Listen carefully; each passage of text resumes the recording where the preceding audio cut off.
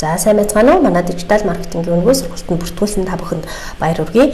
За өнөөдөр бүгдээрээ дижитал маркетингийн тренд 2022 гэсэн сэдвээр ярилцах болно. Сургалтаа эхлэхээс өмнө өнөөдөр өөрийгөө танилцуулъя. За би бол дижитал маркетингийн 11 салбарын 30 гаруй төслийг удирдах ажилласан туршлагатай. 2017 онд сэтгүүлч мэргэжлэр 2014 онд Монгол-Япон хэл соёл судлаач мэргэжлэр Монгол Улсын их сургуулийг төгссөн Women's Power төслийг үүсгэн байгуулагч. За мөн Brandly маркетингийн агентлагийг 2021 оны 8 дугаар сараас эхлээд байгуулсан. За Монголын дижитал маркетингт шинжилэл авчирхаар ажиллаж байгаа юм хүн байна. За манай нөгөө хамтран үүсгэн байгуулагч Батушиг гэж хүн байгаа. За борлуулалтын коуч Батушиг маань Америкийн нэгдсэн улсын даатгалын компани болох Trans America компанид маркетингийн менежерээр 4 жил ажиллаж байсан. Америкт 11 жил амьдарсан. Мөсийн 2017 онд програм хангамжийн инженерээр төгссөн. Мөн Brandly маркетингийн агентлагийг хамтран үүсгэн байгуулсан. За Монголд борлуулалтын салбар шинжилгээг авчирхаар ажиллаж байна. За одоо ингээд бүгдээрээ хичээл рүүгээ орцгоо. За хичээл рүүгээ орохынхаа өмнө өнөөдөр юу сурч авах вэ гэдэг талаар ярилцъя. За нэгдүгээрт үндсэнд суурилсан контент ба ямар контентод хамгийн олон үнд хүрдэг талаар ярилцах болно. Хоёрдугаарт видео контент бэлтгэхдээ гэсэн сэдвээр ярилцах болно. За дараагаар нь бүгдээрээ ABM буюу хэрэглэгчийн бүртгэл тулгуурлах маркетингийн талаар ярилцах болно. За тэгэхээр одоо бүгдээрээ ингээд хоёр тоо харъя. 510 мянга. За энэ бол Facebook-д 1 минутын Энэ бол Facebook-д 1 минутад бичигддэг комментийн тоо дэлхийд даяар Facebook-д 510 мянган коммент 1 минутанд бичигддэг байна. Харин Instagram-д 1 минутанд юу болдог вэ? Instagram-д 1 минутанд 4100 сурталчилгаан дээр хүмүүс дарж үздэг байна. За эндээс бид ямар гаргалгаа гаргаж болох вэ? Эндээс гаргаж байгаа бидний гаргалгаа бол та дижитал маркетингийг ашиглаж буй цор ганц бизнес эрхлэгч биш юм аа. Тиймээс бид юу хийх ёстой вэ? Бид өрсөлдөгчөөсөө ялгарч байна уу гэдгээ л бодох хэрэгтэй. Тэгэхээр одоогийн байдлаар гэх юм бол хит хийжсэл явагдсан. Хэрэглэгчид өдөр тутамдаа сурталчилгааны материалаар Facebook, Instagram, YouTube-ээр бөмбөгдүүлж байна. Үүнээс үүдэлтэйгээр хит борлуулалт дэмжсэн контентууд маань олон хүнд хүрэх чадвараа маань улам бүр буурсаар байна. Тэгэхээр бид нар үнцэн гэдэг зүйлийг заавал бодож явах хэрэгтэй. Бас дээрэс нь өрсөлдөгчөөсөө ялгарч чадж байна уу гэдгийг бид нар заавал бодох хэрэгтэй болжээ.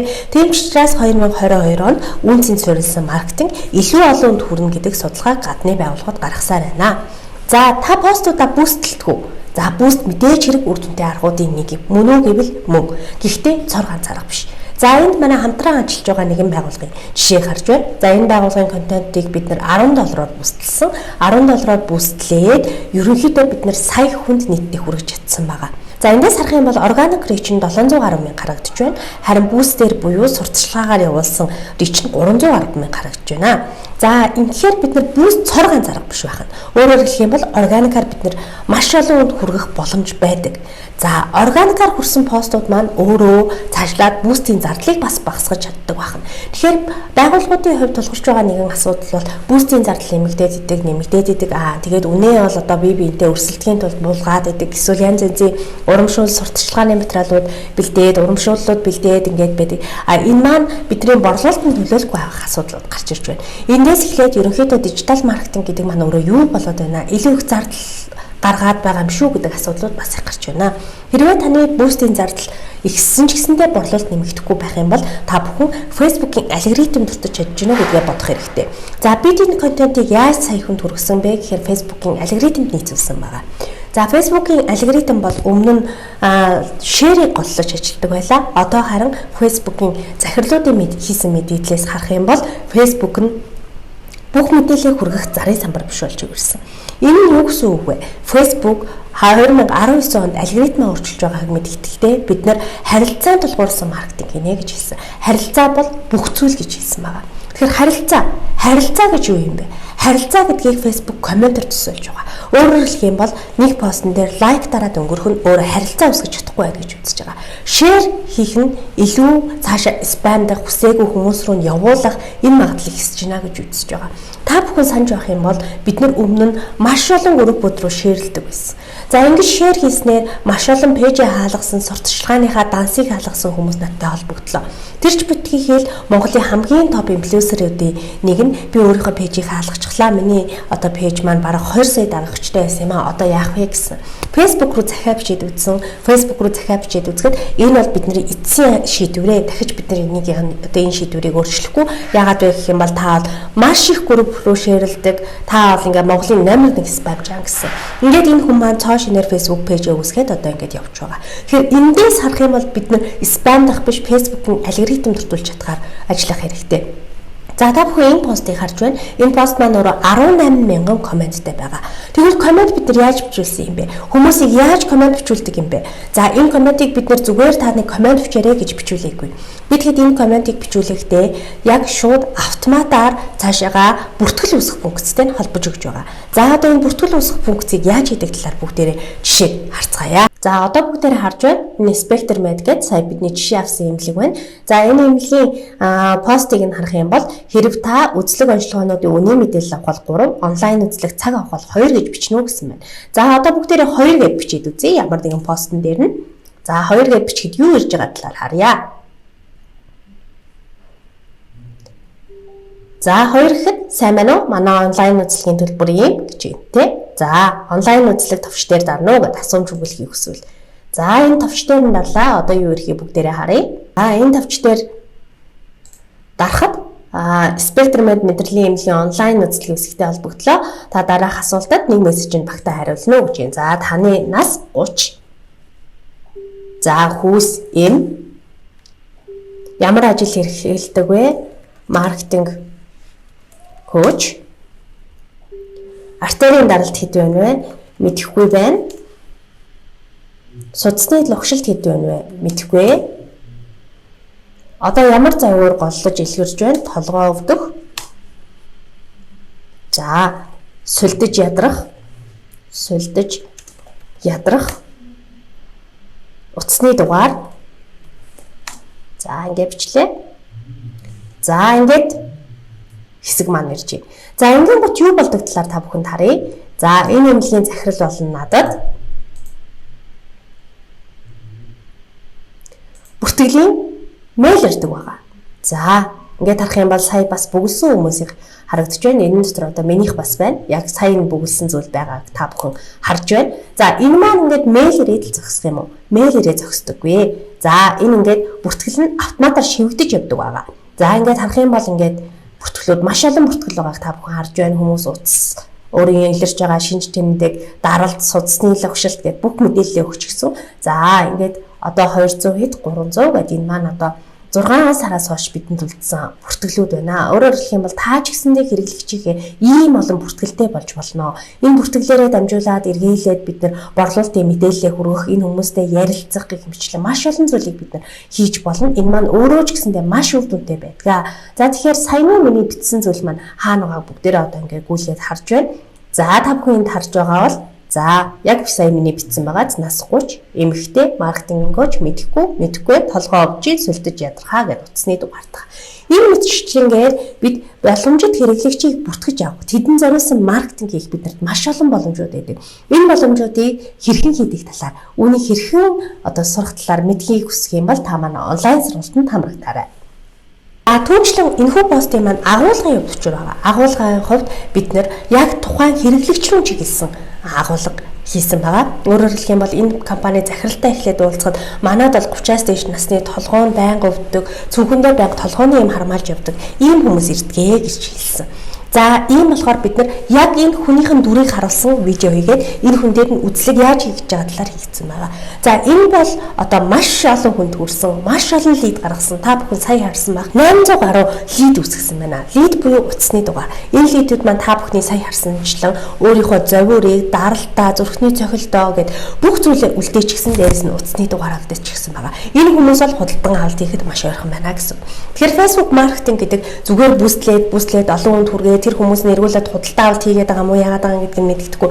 Ингэж явахыг хэлдэггүй байх нэ. Бид нэр Facebook-ийн алгоритм төртөх контентууд бэлдснээр бид нар илүү олон хүнд контентоо хүргэж болдог байгаа. Тэгэхээр бид нар аль болох олон комент авч хуулах хэрэгтэй байна. Комент авахуулаад комментоо бид нар чатботтой холбосноороо эргүүлээд хүмүүстэй мэдээлэл өгөх боломжууд маш сайн бүрдэж өгдөг байна.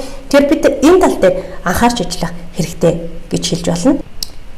За комент бол Facebook-ийн алгоритмын хамгийн нэгдүгээр үзүүлэлт. За комментоос гадна ямар Facebook-ийн чухал үзүүлэлтүүд байдаг талаар, Facebook-ийн алгоритмын талаар илүү дэлгэрэнгүй мэдээлэл авч постуудаа илүү олон хүнд хүргэж сурахыг хүсэх юм бол манай онлайн сургалтанд бүртгүүлээрэй. За ингээд манай онлайн сургалт маань яг энэ талаар илүү дэлгэрэнгүй заах байгаа. Түүнчлэн сая ярьсан контентын талаар, контентын утга агуулга ямар байдаг талаар, хэрэглэгчийг хэрхэн онилдог талаар бид нэр хичээлүүд бэлдсэн байгаа. Энэ хичээлүүдийг үзээ та бүхэн маркетингаа шин түвшинд гаргаарай гэж хүсэж байна. За ингээд дараагийн слайд руу оръё. За дараагийн хэсэг бол түүх бол хүч. За бид Women's Power гэдэг энэ хуудсыг ажилуулдаг. За Women's Power хуудас маань дахиад 150 мянган хүнд буст хүүгээр хүрсэн байгааг та бүхэн харж байна. Тэгэхээр энэ маань нэгдүгээр утга агуулга байгаа. За контент гэдэг бол хаан. Дижитал маркетингийн хамгийн гол хэрэгсэл бол контент. Одоо ч хിവэрэ байгаа. За контентыг бид нар бэлтгэхдээ сайн контент гэхээр л гой гэрэл тавиад, үнэтэй камер тавиад ингэж авдаг юм уу? Үгүй. За яг энэ контентын тухайд гэх юм бол би утсаараа зургийг нь авчихсан. Би 12 Pro Max барьдаг. Яг энэ утсаараа зургийг аваад эвлүүлээд бичсэн. Гол нь утга агуулга байдаг. Илүү ойр байгаа, түүх өгүүлж байгаа, хэрэглэгчтэй ойртсон агуулгыг хүргэсэн байдаг. Түүх бол хүч. Түүх хамгийн хүчтэй контентуудын нэг. Гэхдээ өөр бас олон хүчтэй контентууд байдаг. Контентууд халдвар төвчин шиг тархахад хэдэн хүчин зүйлүүд нөлөөлдөг. Яг өөрөөр хэлбэл одоо ковид гадуур тархаж байгаа шиг тархахад хэдэн хүчин зүйлүүд нөлөөлдөг байна. Тэгэхээр эдгээр хүчин зүйлүүд юу байдаг талаар бид нар контентоо хэрхэн анхаарах ёстой талаар бид нар онлайн сургалтын дээр илүү дэлгэрэнгүй мэдээлэл өгсөн байгаа. Та бүхэн манай онлайн сургалтанд бүртгүүлээрэй. За ингээд дараагийн хэсгийг харъя. За дараагийн хэсэг бол видео контент бэлдэх тийм ч хэцүү биш. За яг ингээд контентын одоо утга ач холбогдол дараалалаар нь харах юм бол видео контентууд маш олон хүнд хүрдэг. Тэр дундаа лайв маш олон хүнд хүрдэг. Facebook амьд харилцаа, бодит харилцааг дэмжиж байгаа талаар би та бүхэнд мэдээлэл хүргэсэн. Тэгэхээр лайв гэдэг бол яг энэ Facebook-ийн өөрийнх нь одоо энэ дэмжиж байгаа бодлоготой яг уялддаг контент юм аа. Өөрөөр хэлэх юм бол лайв бичих хүмүүс одоо хоорондоо ярилцах, хоорондоо шууд холбоо харилцаа үүсгэх энэ маань эргүүлээд бидэнд маш одоо ийм яг ийм алгоритмд өртгөөц мэдээлэлүүд өгч чаддаг. Тийм ч учраас бид нар лайв хийх хэрэгтэй. Харин лайвыг бид нар бараа бүтээгдэхүүнээ харуулаа. За тэд болсон шеэрлээрээ гэдэг ч юм уу те. Эсвэл одоо бүжгэлдэг дуулдаг ч юм уу те. Иймэрхүү байдлаар хийхээс илүүтэйгээр бид нар илүү мэргэжлийн төвшөнд хийж яг энэ та бүхэн харж байгаачлан ингээд ийм видео контент бэлэн бэлдэх боломж бол биднэрт байдаг. Тэгэхээр энэ ямар боломж байдаг талаар лайв хэрхэн мэргэжлийн төвшөнд хийж болох талаар бид нар онлайн сургалтын дээр илүү дэлгэрэнгүй заасан байгаа. Тэгэхээр яг та бүхэн маань энэ сургалтанд манд бүртгүүлээрэй. За тэгээд зорилготой үе шаттай контент л бидэнд маркетингийн өгөөж авчирч чадна. Хэрэг та пост бэлтгэлийг тод өдийхнөр ойлгож байвал уучлаарай та цагаа дэмий хурж байна. Тийм учраас яг одоо манай онлайн сургалтанд суугаад Facebook-ийн алгоритм, Instagram-ийн алгоритм, лайв хэрхэн бэлтэх вэ? Ямар контентууд халдвар төвчин шиг хурдан тархдаг вэ? Подкаст хэрхэн бэлдэх вэ? Аппликейшны төвшөнд ажиллах, хэрэглэгчийн бүртгэлийг 100% авч чадах чатбот яаж бэлдэх вэ? Мөн чатботороо дамжуулж комент бүрд хэрхэн алдахгүй хариу өгөх вэ? Түүнчлэн бустинг оновчлол буюу яг танай байгууллагыг сонирхож болох тэр зорилттой хэрэглээч хэрхэн авч болох вэ гэдэг мэдээллийг та бүхэн манай онлайн сургалтаас аваарай. Brandly маркетинг коуч Амин байлаа. Та бүхэнд баярлалаа.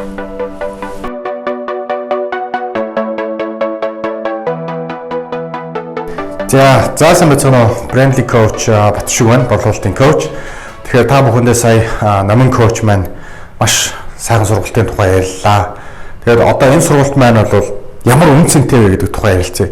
Тэгэхээр бид нар яг энэ үйлчлэгийг саяны одоо эмнэлэг дээр харсан жишээ байна тийм ээ. Маш богино хугацаанд 800 гаруй сонирхогчийг лид болгож авсан байгаа. Комент бичүүлээд та бүхэн харсан. Тэгэхээр одоо тэрийг бид нар ямар үн цэн авчирсан бэ тухай бас ярилцъя.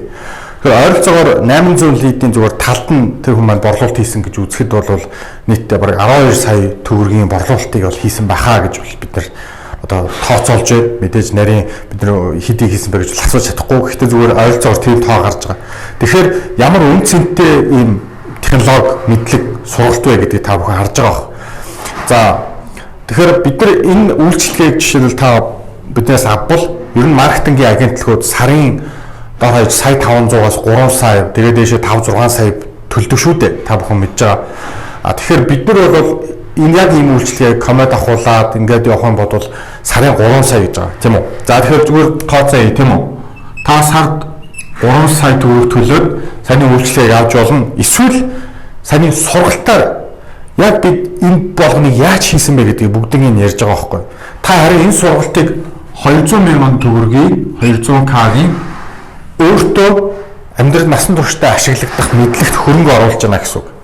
Тэгэхээр та алийг сонгох вэ? Та 3 саяыг төлөөд хүнд ингээ үйлчлэг авах уу? Эсвэл өөрөө сураад 200,000-аар сураад ингээ явах уу гэдэг таны сонголт. Тэгэхээр бид нар бол маш олон байгууллагад бид нар жижиг дунд бизнесүүдэд энэ үйлчлэгийг хүргэе. Тийм ээ, юмаа заа гэдэг утгаар хандж байгаа. Тийм. Тэгэхээр сонголт бол таних. Баярлалаа.